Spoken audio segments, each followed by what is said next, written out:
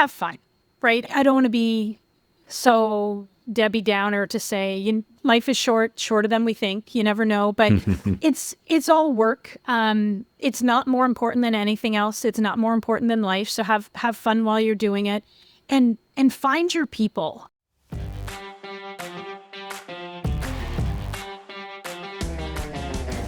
Welcome to Behind the Screens, conversations with background screening pros. I'm Les Rosen, your host, and I'm excited to have you here. On this podcast, we chat with the people who know the background screening world inside and out. Executives, industry experts, legal pros, and more. We dive into their personal stories and insights to give you a real look at what's happening behind the scenes. Whether you work in the screening industry or are just curious, Behind the Screens bring you the real, unfiltered conversations from the people who make it all happen. Stick around for stories you won't hear anywhere else.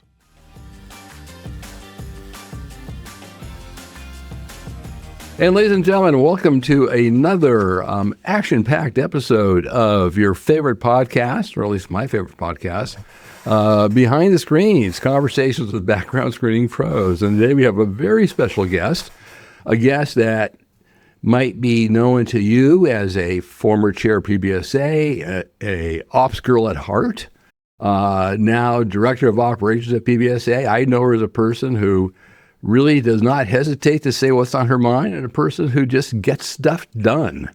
Sort of the Nike person, just do it. And she does a lot.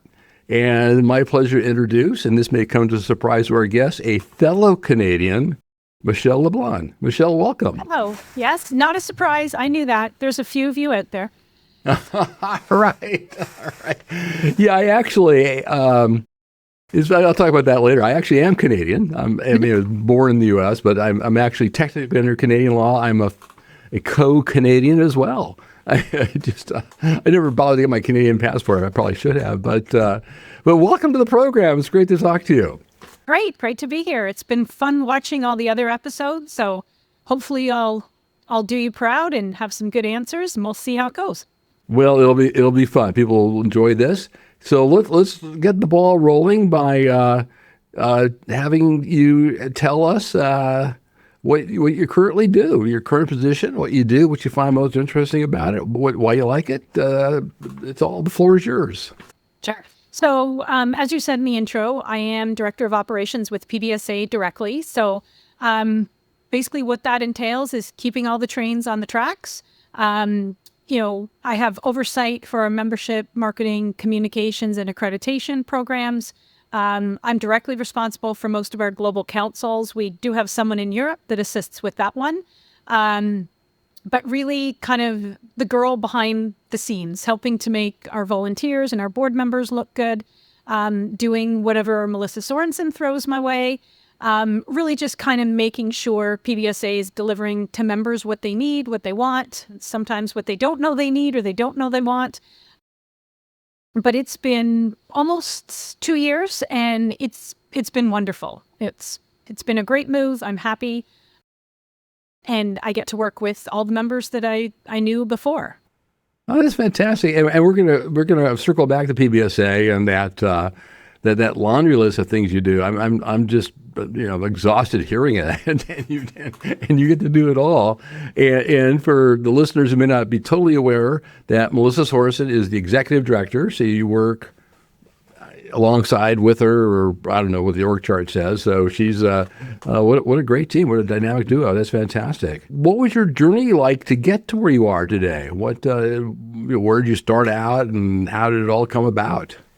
My other half tends to still call this my first job. And at times I've had first job syndrome. I've been doing background screening near on 30 years. It's what I started doing right out of school. When I was in university, I worked at an Italian restaurant downtown Toronto and met someone there that was a director at a company that did forensic accounting. So that organization invariably would go in after there had been an incident. So somebody had embezzled money, fraudulent records.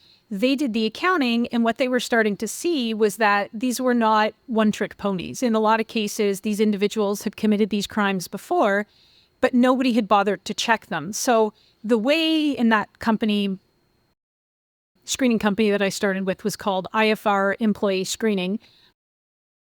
And it really just started because a forensic accounting firm knew this was happening. So instead of being reactive, they created kind of a division of the company that would allow organizations to be proactive. So that organization was, I mean, it was the heyday. It was, the start of my career. So of course, everything was bright and shiny and a new experience. But that forensic accounting firm did some, and I can't swear, right? I shouldn't swear. Probably not. Well, you can swear by it, but not swear at exactly. it. Yeah, I so guess. they did some really cool beep. They did the valuation for the Cruise Kidman, so Tom Cruise, Nicole Kidman divorce. There were some Dr. Dre copyright infringement cases that they were part of, so they would valuate what that cost him. It was just really cool stuff. So we were just this podunk little group of, when I started, maybe 8 or 10 people that did background screening. But it was a time when, you could just be a national player. So for us, that was cross Canada. It wasn't a commoditized market. It was super easy to sell. We grew to the quickest, largest company in Canada very easily because there just wasn't a lot of competition. So that company ended up getting bought by Kroll, and then the story gets even more exciting, but it ended up getting bought by Kroll. Kroll was bought by Marsh & McLennan. Then they kind of divested Kroll and they moved on, but the remaining group got bought by HireRight. So, in my kind of career, I started there with the company that's essentially now HireRight. I moved from there to First Advantage to a smaller company out of Florida called Plus One, and then from there to PBSA. But when I was with Kroll, they did, and if anyone's familiar with them, this may not be news, but, they did hostage negotiations, they did all kinds of, high-level due diligence, business valuations. They did, this kind of due diligence accounting work, kind of the exciting stuff. Kroll eventually bought a company called O'Gara that did armored vehicles. So, they would do armored vehicles all around the world for, top diplomats and the rest. And Kroll at that point had the pleasure and, later kind of came back full circle of having Michael Trapasky, who, if anyone's familiar with him, he was basically a mob buster in New York, taking down, the Gotti, Gambino families. He did some really cool stuff. But it was just such a, for me at the time, starting my career, such a grown-up, just exotic, just fascinating world to be part of. And, who knows what their actual accounting book said, but they had lavish Christmas parties. They were flying us, from Toronto to Montreal. We'd have our Christmas party out there. It was just a really cool way to start working. So, life is good now. Everything's kind of continued nicely, but there are moments where I look back and go, that's the stuff of stories. That's movies now. And, the screening world, as I know it, is certainly different, but I really did start running background checks myself, criminal records, doing all of that. And then, fluke or fortune or opportunity and hard work, I kind of moved through the ranks and stuck with it. Like I said, near on 30 years now. So this is all I know. So that's it. Wow. You had a front row seat to lots of fun stuff. Yeah, it was. And these are people that, probably have no idea who I am, but I still, every so often I'll see a story and it's, this is kind of the extension, I think, of, maybe the lather, rinse routine background screening many of us do every day, where you can, it starts from a pattern, right? People are, they tend to do the things they do. And it was really interesting. And also, I know you've had a lot of podcasts, people have come from policing backgrounds and investigative backgrounds. It also gave me a really good understanding of the due diligence side because, sometimes they would ask us to, just run a simple criminal check or do education verifications as part of a due diligence project they were working on.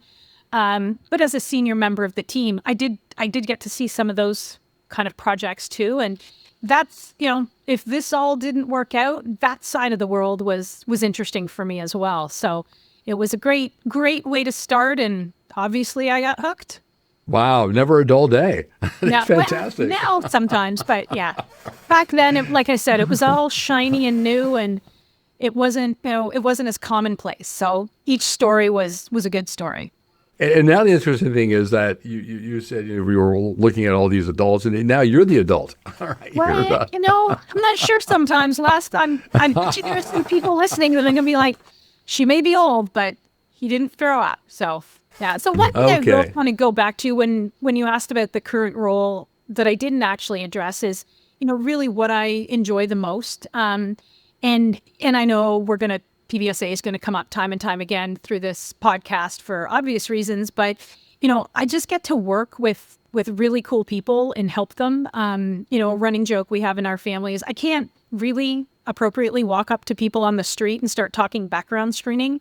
So I can, but then that leads to criminal charges and stories we can't tell. Right. But, you get these scenarios where I found a world of people doing the same thing, loving the same thing, trying to make a difference, and being in, kind of a life where I've pretty much been a volunteer for many, many years. Being able to serve and help those people is probably what the coolest thing is. And for me now, it's truly my job as a volunteer. It was fun. You were volunteering, but you got paid to do something else.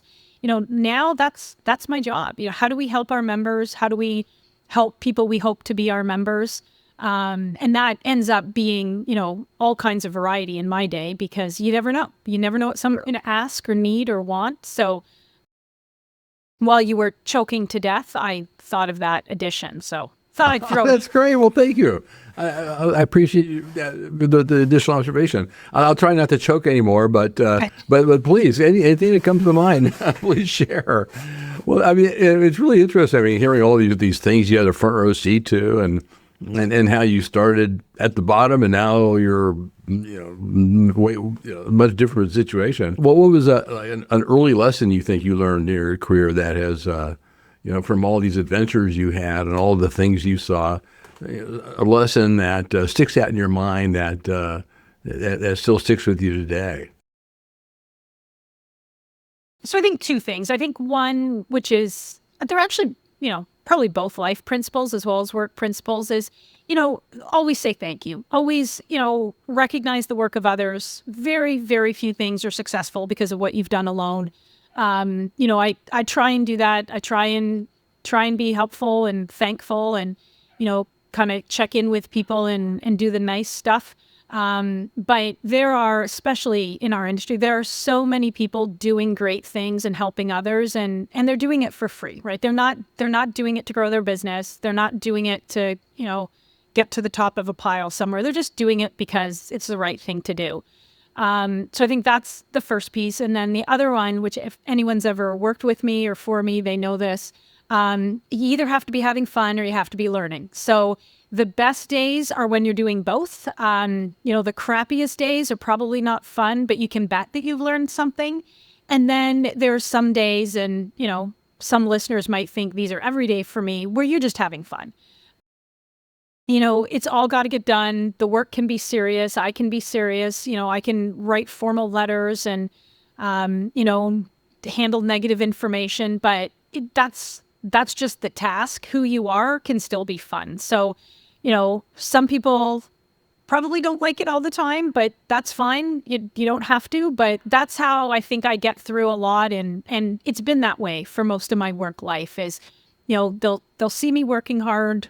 I'll ask them to do things they don't want to do. But at the end of the day, I think usually we can say we've had fun.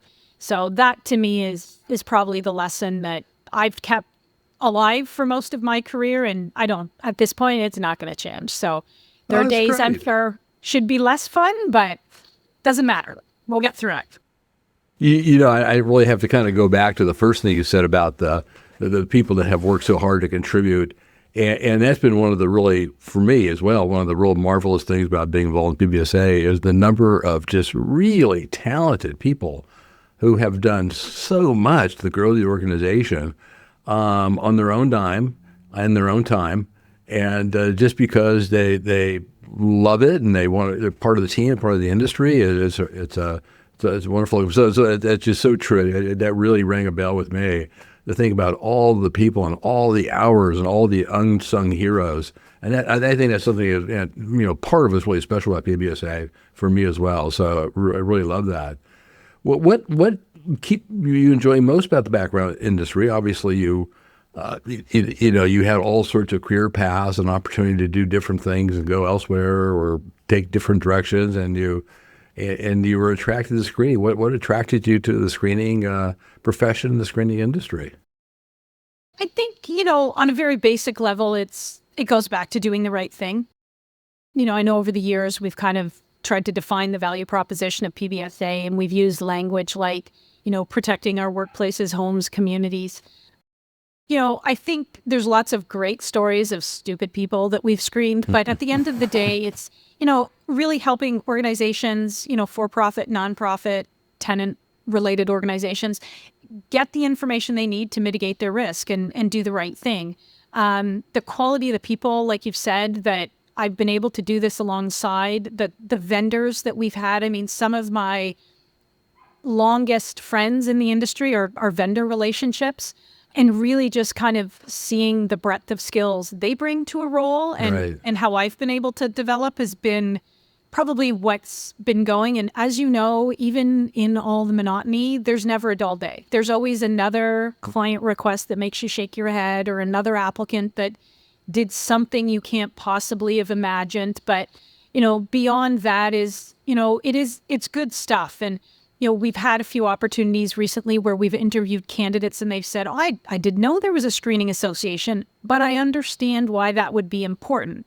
Now, some of these people work for the National Stone Association. I'm not sure granite's that important in our life, but, there is that piece of we really are doing good and we are making a difference, not just within our membership and for our members, but in the greater communities with which we operate. So sounds a little corny and over the top, but it really is true. And it's something that never fails to produce a good story, or like I say, a dumb story, but it's evolving, it's changed. And I know that's another one of the questions, right? It's changed a lot over the years, but it does still have a role. And I do think it's important. So. Oh, absolutely.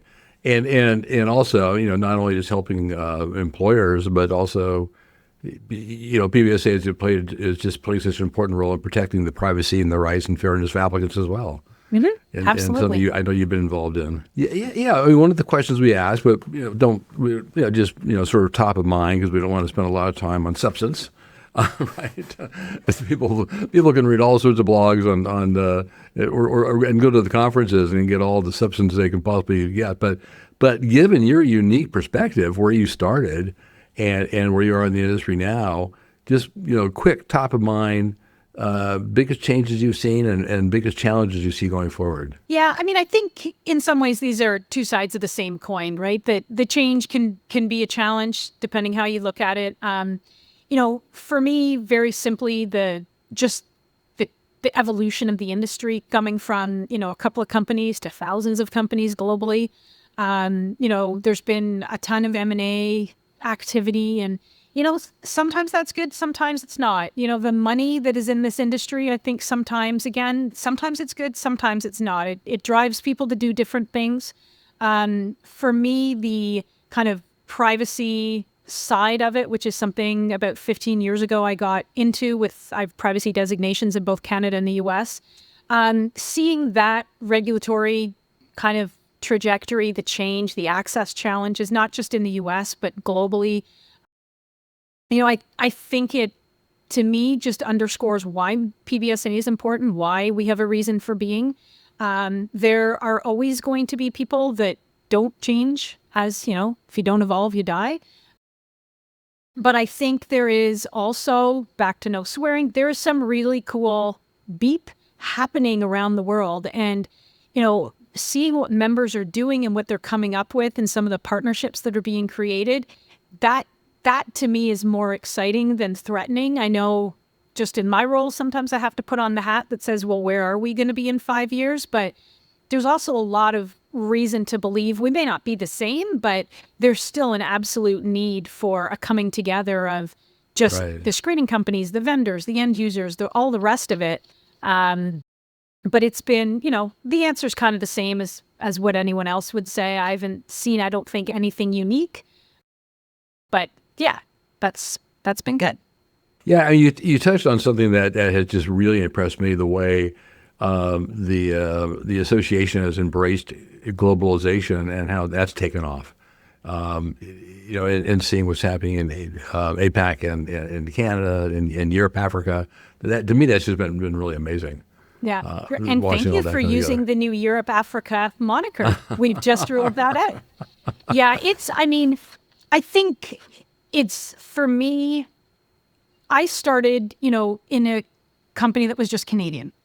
Then when I moved to First Advantage, same thing, Canadian ops. But then I moved to actually a whole US-based team handling fingerprinting and I-9 verifications. Then I moved back into a role that was like 98% US, 2% Canada. So, yes, I'm from Canada and still live here, still work from here. But kind of being on the front line of that global piece has been really, really interesting. And as you said, what is happening in some of those councils is really cool. And there are companies and people that are, I'm so lucky to have in my network now and to learn from and talk to and see their perspectives has been really great. And I think, that's me as one person, whether, I'm working for PBSA or not, but all of our members get that benefit as well, because as you said, we have done some work over the last 10 years to really become a global association. So Yeah, I mean the innovation, the new thought, the way people come to things, new approaches. It's just so exciting, and Yeah. it's just it's taken off as well. So congratulations on that. Yeah. So before we get to PBSA more specifically, and then we'll talk about other stuff. In looking back, and you've described so much, you've just done, been involved in so many really fascinating things. It's been really just some fun listening to it.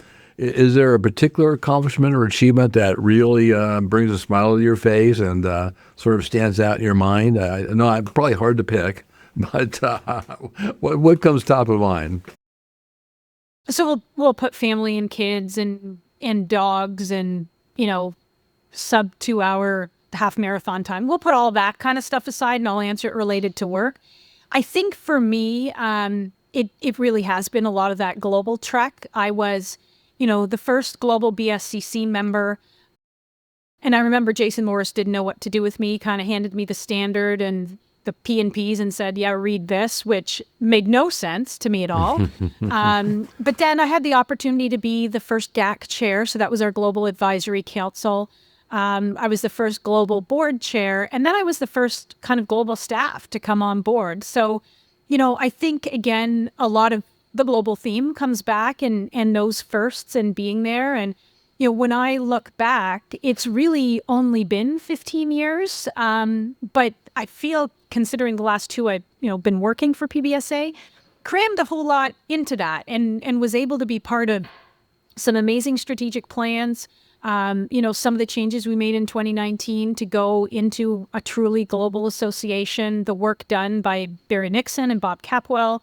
It was just a great seat to have at the table and to see how that's happened. And I think, a lot of our newer members, and by newer, that's like even in the last 10 years, don't necessarily know the pain that we went through to get there, but there's still some around, Fred Giles and Judy and Mary Paquette that kind of remember that run.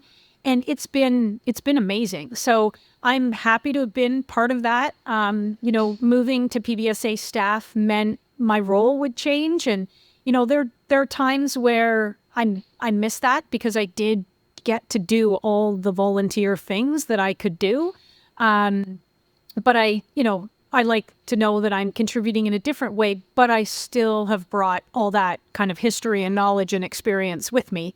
And it comes in handy, right? Every time the board changes, every time we have new committees, people, have questions or come up with ideas. Why did we do this? Where did this idea come from? And, there's, as you know, fewer and fewer people around to tell those historical stories. So I'm glad that I'm still here, for one, but also that for now, mostly I remember it, and can continue to share and contribute in that way. So that's fantastic. Lots of firsts. Well, we're going to get back to that sub 2-hour marathon. Is that what you said? Yeah, which isn't nowadays. That's a distant memory too. So half marathon. Well, we're going to circle back to that. I did not miss that. I want to hear about all that stuff. Yeah. But let's finish sort of the track that we're on and route. Kind of circling back to PBSA. We've talked a lot about it, but just to put a fine point on it, how's PBSA influenced your career? So, I think I'd probably win the award for answer on this question because PBSA is now my career. Oh my God. So there's that. But to me, I think PBSA is kind of been like a silent career coach behind the scenes. The first kind of opportunity I had to get involved was shaping and creating what was then called the Canada chapter. And then when I made my move into kind of U.S. involvement, it was with Brian McElwee and Mary Beth Martino on the membership committee. That's where I met the likes of Barry and Bruce Berg and some of our other industry OGs. But it's given me, kind of 3 of the 4 jobs I've had in my life have been related to PBSA or PBSA connections. I've, had the opportunity to develop my speaking skills, my writing skills, my presentation skills, the things you get exposure to in your job, but you have to do a certain way. PBSA gave me all those opportunities. As we noted off the start, also gave me the 20th PBSA anniversary chorus line experience that I would like to forget. But you develop in a way that is a little bit different than how you do just in your job when you have the volunteer opportunities. And, I've had to be diplomatic, which, as many people know, I'm still working on most days. You've had to be collaborative. Well, that's very diplomatically put. That's good. Yes, I'm learning, Wes. I am. But it's, it's all those things that you kind of want to keep doing and learning. And, some people will do Toastmasters or something outside of their work environment that I just found all through PBSA, which has been really cool. Yeah, and the thing, I've said this before, if people listen to the podcast, but in listening to you, what really comes to mind is again, this idea that PBSA is such a great meritocracy because no one appointed you to these tasks or designated you. There was no inside track. You were able to do these things and hold these positions and so forth just because you decided that you were going to do it. You just put yourself out there and you did it well. And or I was the only sucker that stood up and said, "Yeah, here you go. We'll try." Well, that's an alternative too. It's like, oh yeah, she'll do it. Your version's better. Your version's probably yeah. Or if you miss a meeting, okay, Michelle's in charge. It's great. All right. And then I think for me too, some of it, especially having come over to the staff side, we've had ethics situations and different things that have come up that I never would have been exposed to otherwise. So that's also really cool. It's, again, back to that variety in my day and breadth in the job is, there's always something new to challenge me and grow. And that's been great. That's been great. And it wouldn't be possible without PBSA. You touched on something that I find really fascinating about the screening industry. You get to a point where you think, I've done it all, I've saw it all, I know it all, and then 10 minutes later, something comes up out of left field and you just have no idea what to do with it. It's like, what? Yeah. Who? How? What do I do now? Well, and it's like every day. Yeah. Well, and even, we deal in Canada and obviously because of the U.S. work, and then I also handle the APAC GR committee. As a taxpayer, there are things that happen and decisions that get made by governments that make you shake your head. But you're shaking your head as a taxpayer, and that's one perspective. But then when you start pulling back the layers, as we do with some of our kind of, I don't want to use the word lobbying, but advocacy efforts and educative efforts that we try and, get through to these lawmakers, you really you do get different perspectives on things, because now you're already frustrated as a taxpayer. Now you're also frustrated as an association or as a member of the association. But that part's been really interesting too, because same thing, right? You think they aren't possibly going to do something this crazy, and then here you go, Bill 54 comes along, and that's crazy. So it's that part's been interesting too, is seeing that GR side of our industry and the impacts that's had. And it's not. Yeah, you can never underestimate the ability of legislators or bureaucrats who think they're doing the right thing just fall, the victim of the law of unintended consequences. They, trying to help consumers, they totally shaft consumers, and you try to explain it to them, and until you're blue in the face, and it takes them a while to get it. Right? Yeah. It's just so frustrating. We say, right, like that. A big part of our role is education, and that is the nicest way to explain what we have to do sometimes, because they don't get it. You're right. Unintended consequences gets used regularly in our language. So All right. And they just don't understand the world, and some of them don't want to, and then eventually, and we know, okay, you're just screwing over your constituents, your job seekers, like if you and your employers and your taxpayers. Oh no, we're upholding whatever they think they're upholding, but at any rate, I'll get off my soapbox on that one as well. I think we can all get started going down that road. That's right. So in your role, and we kind of covered this in the intro as the director of operations, you have a huge portfolio. I mean, I didn't even have time to write everything down. So what was it again? Membership and the committees and the councils and. Yeah, and we obviously have PBSA staff that handle those things too. But membership, marketing, communication. So I'm the girl behind all those articles that go in the Thursday letter. Accreditation is a big piece of it, and then the councils, our global councils, of which we have the 4 that you noted earlier. So, and anything else really that comes up, right? Outshoots from the board. Right now, we're starting strategic planning for our next 3 or 5 year strategic plan. I was lucky enough when I came on board to pick up many of those tasks. So it's that variety is probably what keeps me as engaged as I can be. Is I'm not ever on one thing too much, too long, too often. Or if I am, I have the option to go to something else that might be a little easier or more interesting. But it's all kinds of things. And then we never, as we've covered, we never know what's going to come in the door, and we're going to have to puzzle through. So being available for that has also been really cool. Yeah, I'll just interrupt with, I mean, you mentioned the Thursday letter, and I hadn't thought about this for years, but you may not know how the Thursday letter came about. I can tell you. I remember having been the first chair, and then going down, after that being past chair.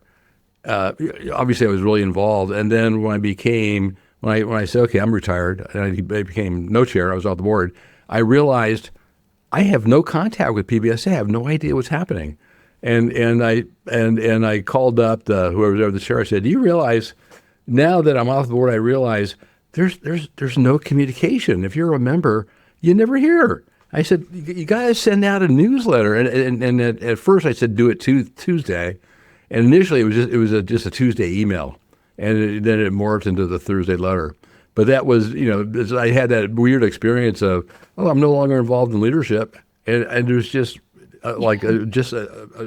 just complete silence. Yeah. And then and those are the sort of things an association learns over a period of time. So. Yeah, I don't know. Especially as you come off the board too, right? Like we've heard that from a lot of past board chairs is, you move from chair to past chair and then you're out. But you were on the inside for so many things. And I think that's in some reasons why we get so many of the past chairs that then join finance is that still gives them a purview of what's happening in the association. And of course now, just natural evolution. I mean, everything's electronic. Sending the Thursday letter, it's not hard. But one of the funny things, before I even worked for PBSA staff, my last job for 10 years, I would track articles. So as I came across articles that I felt were relevant for our organization, I would send them through to PBSA. So at that point, it was Rachel who would put together the Thursday letter. And I would say, I don't know if you can use this, but here's an article. And then it got to be whenever I did my articles, I would just send them to PBSA. So secretly, I was kind of working for PBSA before I was working. But that's also now for me how I continue to keep up on what's happening in industry. And because so much of what I get is global, I can see parallels to what Rory is dealing with for access in California is no different than what we're dealing with in the South Thailand Bangkok courts, right? Like those sort of things are what helps us connect the dots behind the scenes and really makes us realize we're more alike than we are different. So exactly. Everyone likes to think they're special, and they are. That's what their mom said. But a lot of what happens in one jurisdiction is just happening somewhere else as well. So exactly right. Well, let's move beyond PBSA and the professional career, and let's talk about Michelle Leblond. There are times when you're not thinking or doing things about screening. You must have a life outside of screening. What do you do for fun? What's your hobbies? What's your interest? I see a family picture behind you. I think you told me you are. You sit here now. You're in Toronto. I love the city. I love the baseball stadium there. So what do you do in your non-screening time? I like to nap. I don't know if that's exactly a hobby or an interest, but I do really like to nap. Or a necessity. Yeah, both. But I sleep well at night too. So it's an add-on to that, not an instead of. I read, I run. We have 2 kids, so they keep us busy with their lives and their sports. We have cottage we spend some time at. But it's a good life. It's been good. I don't, have any crazy hobbies or out of the norm hobbies. And then, like we said, you just kind of find the fun wherever you are. And it's been really interesting in doing some of these interviews. People have kids, and the kids are doing sports. What sports are you a parent of? So our daughter is volleyball. And then she also does running long and triple jump. And then our son is a kart racer, so go-kart racer. Oh, great. Yeah. And, whatever else they think of, he's started to golf. I don't think we'll see him on tour anytime soon. But, they're at the age where they're finding what they love. In some cases, I think they're finding whatever they can to spend our money on, but it's great. Or your money, one of the two. And it's not your money. Less, maybe it should be, but yeah, and it's it takes the time. So there are days where, like, after we're done this, we got to run out to beach volleyball for a couple of hours, but it's great. And we see them in different ways than we see them just as a student or just as a child. When you see them as part of a team. And it's always a pleasant surprise when you realize how resilient they are, how well maybe they turned out despite everything we've done, the contrary. But yeah.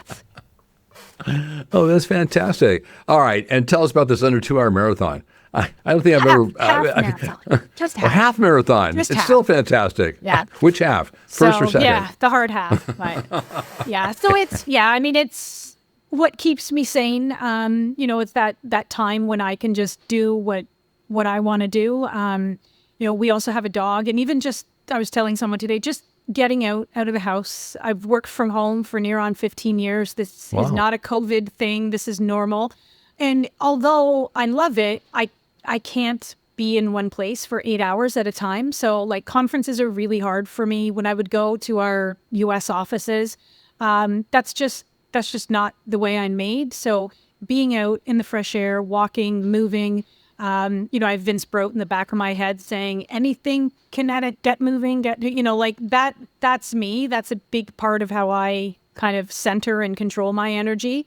So it's, whenever I can, it doesn't bother me if it's cold, if it's wet, if it's rainy.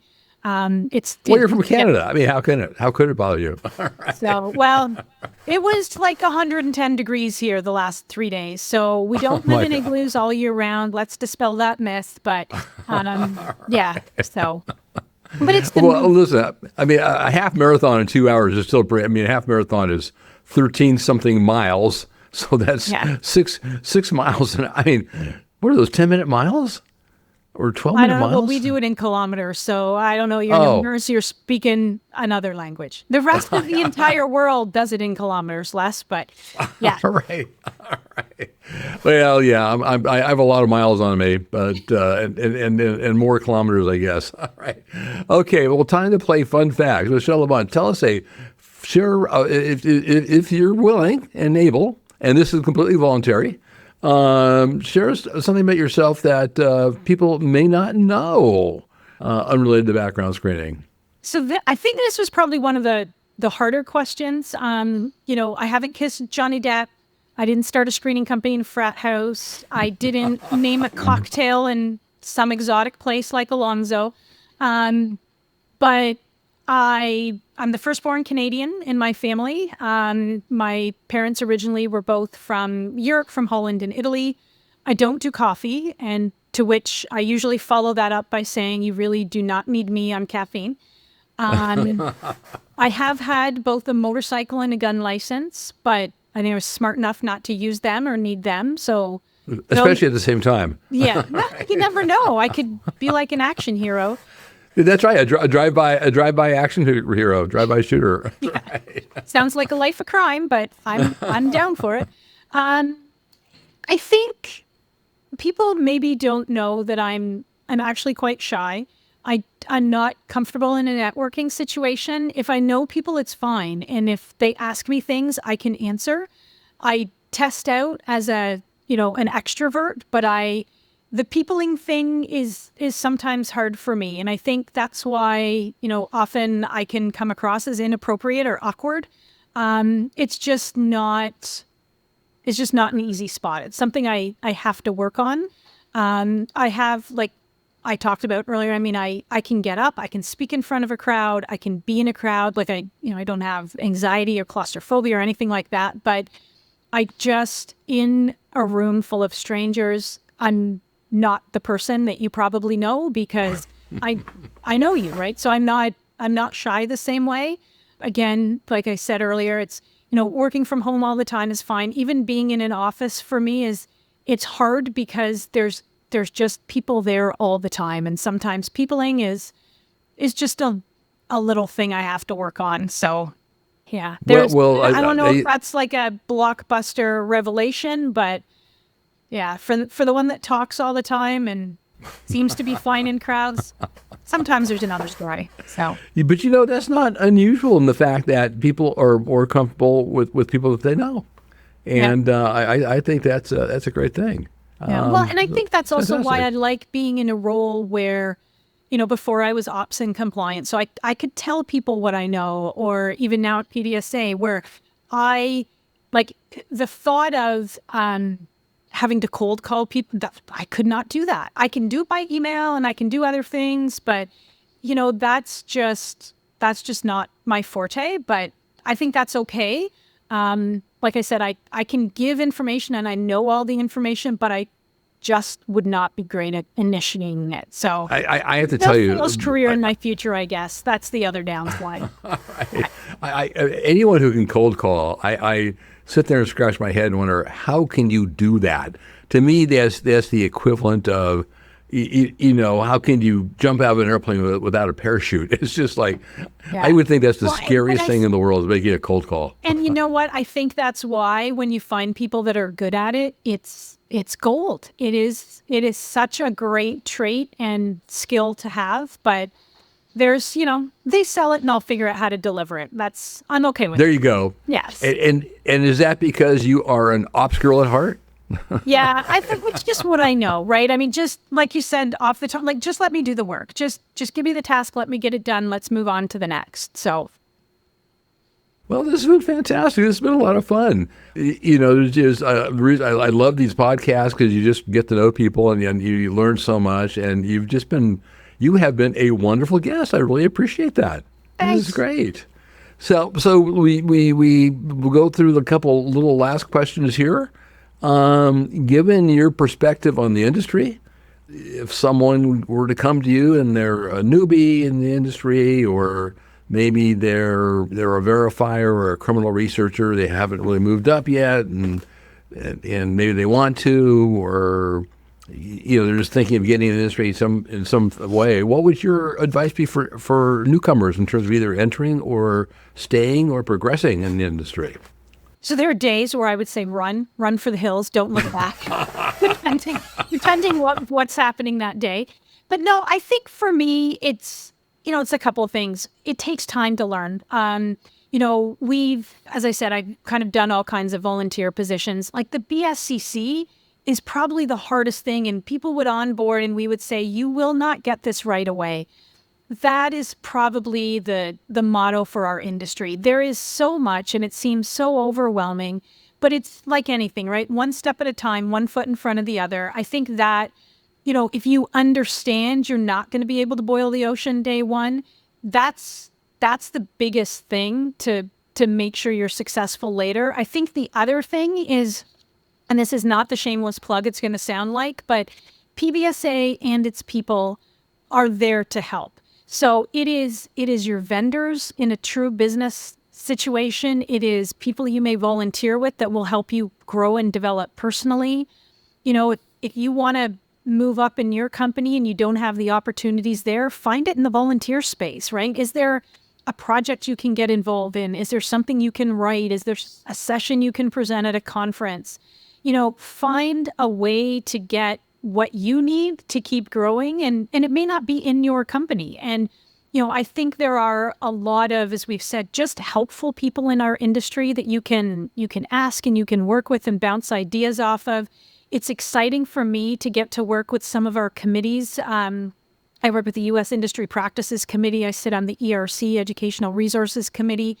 And every 4 or 5 months, someone new joins that I kind of look at and I'm like, I'm going to watch you because you're good. And you may not know it yet, but I can see that it's there. So, I think everyone's timeline for their success is different. And some people, have high expectations of themselves. But, as with everything, give yourself grace, but understand this is a sticky wicket. It's a pretty complicated one, and it's constantly changing and evolving.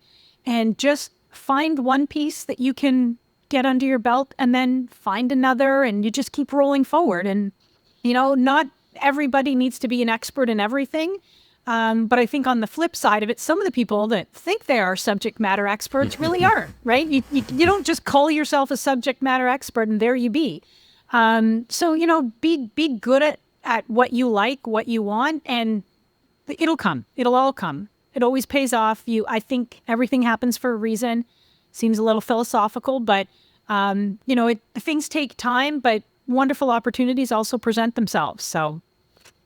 And you said so many great things, but one nugget I'm going to pick up on that really kind of, I hadn't really put together before until I heard you say it, is that if a person listening to this is let's say you're not high up in your organization, you're a verifier, you're entry-level criminal, whatever it is you are, and you may not be making it to the directorship or right away, there's always the opportunity to stand out if you wish by volunteering. Yeah. So by calling up PBSA, anyone in the industry can call up a PBSA and volunteer and be on a committee, and you can start slowly. In the first few months, you just listen. And then you volunteer, okay, I'll be part of this group that's going to maybe write this part of this white paper. And you slowly grow with it. And it goes back to being a meritocracy. It's open to anyone in the industry. And so that's a great point. Well, anyone in the industry can get involved. And I think, too, for some people, the opportunities just don't exist in their organization. Either they really don't exist, or within their role with their manager, it doesn't exist. But it doesn't mean it's not there. And, obviously we'll put the plug in, do it with PBSA, but sometimes it's outside of that. I mean, I started volunteering with what was then called Big Sisters of York. And, it may be PBSA, we'd love it to be, but if you aren't finding it in your little role, find it somewhere else, because if it's important enough to you, you'll figure it out. Oh, that's great advice, Michelle. I really appreciate it. This has been, believe it or not, we have. I know. Time has gone by. Sorry. It's just this has been so great. But let's end. I'm going to end this podcast where we always end them by giving you the last word. The floor is yours, and Any closing thoughts or anything you want to add? It's all yours. I mean, maybe just kind of ending with what I've said throughout. I mean, have fun, right? I mean, I don't want to be so Debbie Downer to say life is shorter than we think. You never know, but it's all work. It's not more important than anything else. It's not more important than life. So have fun while you're doing it, and find your people. There's so many people in this industry that, oh, I've got 1,000 LinkedIn connections, and I'm like, but how many do you know? How many really know you? And it doesn't, it doesn't end with work, right? Obviously, there's life beyond that, and you never know when you're going to need your people. Some people, it might be 50 people in their squad, but as long as you've got kind of that one person that'll hold your hand when you need it, to me, you've made it. That's the success. People, they'll surprise you, they'll disappoint you. Constantly there are people where I'm like, geez, I don't think the same of you anymore. But the ones that are there, that are always there, that don't let you down, that's when you're okay. And if something happens and you don't have those people, then start looking, because it gets you through a lot. Work, life, everything. Although we better go back to fun, because that kind of like left things on a low note. So have fun.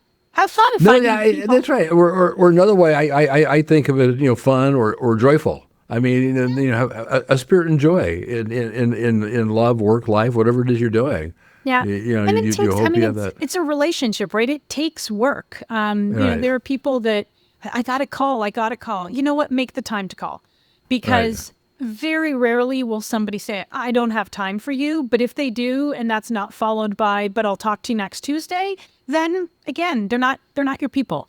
Move on. So yeah. Wow. This has been great. I normally we these things sort of come to end quicker, but I didn't want this to end. I would be happy to talk to you for another hour. I'm looking, because I was watching the time, and I'm like, here we go again. I just talked to him. But you have 29 minutes to get the volleyball practice. I think we're good. I'm fine. Yeah. Probably even have to do them before I go. So. Oh, that's great. Is it indoor volleyball or beach volleyball? It's beach. All right. Yeah. Fantastic. It's way more fun to watch. And it's lovely. It's right by a lake, so I can go for a walk in the area. It's closer to home than some of the other places we've been, but yeah, it's fine. All right. Not complaining. And as long as and some days you're the snack provider, right? Right. Snack, water, driver, chauffeur, laundry, everything. You got to do it all. Yeah. Well, ladies and gentlemen, this has been a really wonderful episode with Michelle Leblond. Just one last question. I'll let you get on to beach volleyball. I think the answer might be obvious, but why do you call yourself the ops girl on LinkedIn? I think that's such a wonderful way of putting it. Because it's what I've done. Even when I managed businesses within, First Advantage, or at the time what was Kroll, it always comes down to the operations. How do you get it done? Workflow, process, those are the things that I do. It maybe underscores that not being an extrovert comment I made earlier, where I just like to be behind the scenes, making sure that those trains stay on the track, which is, kind of how we started it. So well, that's great. Ladies and gentlemen, we had the chance here to spend some really wonderful quality time with Michelle Leblond, former chair of PBSA, and now director of operations at PBSA. And as I said at the beginning, and I was proven right, a person who does not hesitate to say what's on her mind. And I think we're all better off for it. So I really appreciate it, and really appreciate everything you're doing for PBSA. I think, you and the whole team, everyone's just doing such a fabulous job. And the organization is just exploded beyond anything anyone would have thought years ago when it first started, thanks to you and a lot of people like you doing all this work. So it's just been fantastic. Michelle, thank you very much. Thank you for starting it and giving us something to carry on. We wouldn't be here without the likes of you. So, well, I appreciate that. All right. Well, good luck at volleyball. And ladies and gentlemen, this has been another episode of Behind the Screens. Today's background pro, our friend Michelle Leblond. Looking forward to seeing you next week. Thanks, Michelle. Take care. Bye-bye.